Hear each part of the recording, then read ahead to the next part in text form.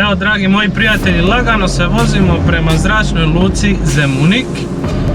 Idemo malo slikati avione, ima jedno lipo mjesto baš onako uz pistu blizu, gdje se mogu slikati kako slijeću, poljeću i ne znam, objavit ću te slike na Instagram. Ja općenito volim avione, tako da tu sam stavio GoPro, pošto nemam nastavak za auto nikakav, malo sam zalipio sa trakom, drži, dobro je. Uzeo sam aparat sa sobom i naravno slikamo sve u sirovom formatu, sve RAW, tako da imat ćete malo moju perspektivu slikanja. A mi sad idemo lagano na brzu cestu, slijedi jedan timelapse do zračne luke.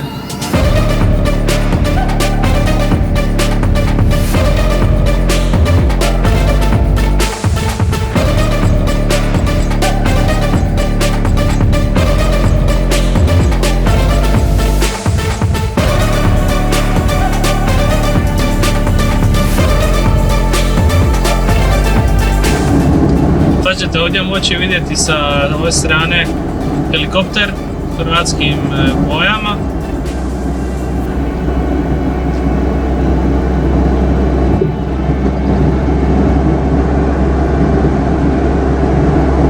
Ova ravnica prema zračnoj luci je meni jednostavno nešto baš predivno. Još onako Velebit u pozadini, top.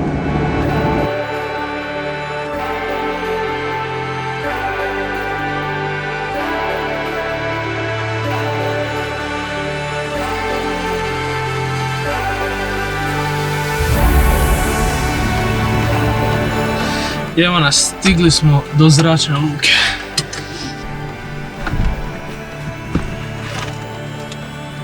Stavit ću vas na krov, pa se družimo na krovu. Sad će proći tu ispred nas, pa ajmo ga provat slikati. Biće malo glasno.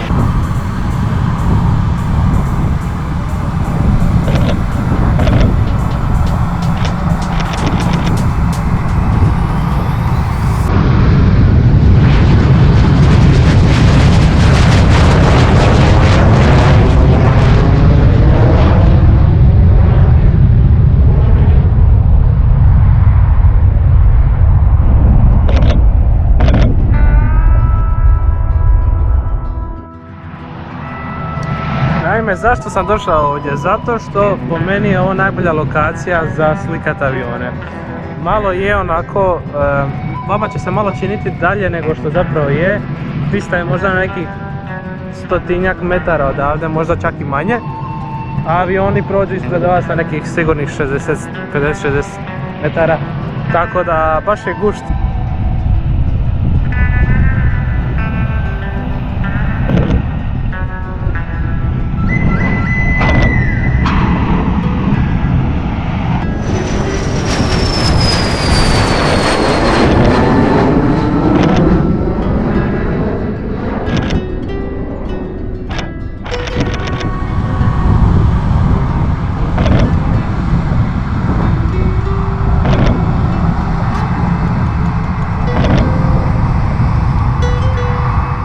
Eto nas, malo smo poslikali, idemo sad laganini prema kući, urediti slike, to je više manje to.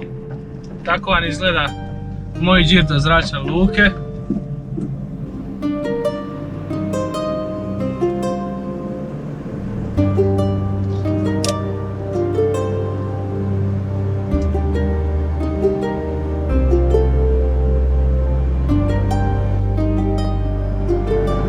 Sad kad smo poslikali, malo ću urediti slike i objaviti ih na Instagram.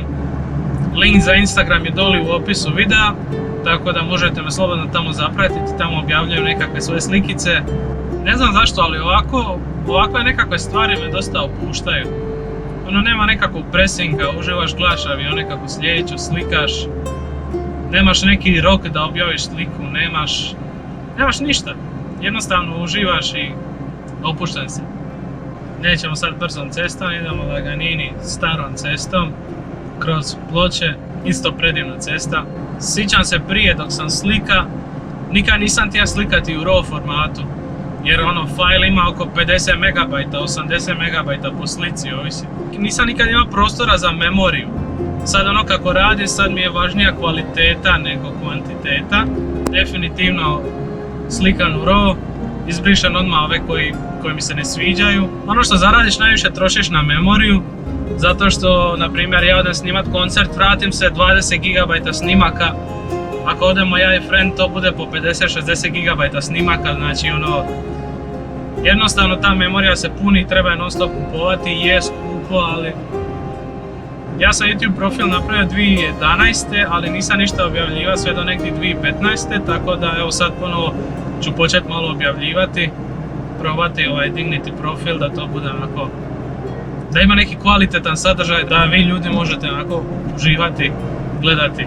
Najteže u početku da se ti još tražiš, ti još ne znaš kakav bi napravio profil, jel bi to bio, znaš, kao radit ću tutoriale ili ću raditi nekakve onako cinematic videe ili ću objavljivati spotove, hoćeš snimati koncerte, objavljivati to, hoćeš objavljivati neke motivirajuće videe, znaš, ono jednostavno ne znaš. Ja bi sve, ali ne mogu sve, jedno mora naći neki svoj put, tako da nadam se da ćete biti uz mene u ovom nekakvom putu dok to sve istražujem, dok se tražim i nadam se na posljedku da ću napraviti jedan kvalitetan YouTube profil s kojim ćete se moći poistovjetiti i koji će vam pružati jedan jednostavno drugčiji, noviji i zanimljivi sadržaj. Tako da idem sad lagano kući, reću slike objaviti na Instagramu, a za vas će ovo ih prikazati na ekranu sad, pa uživajte!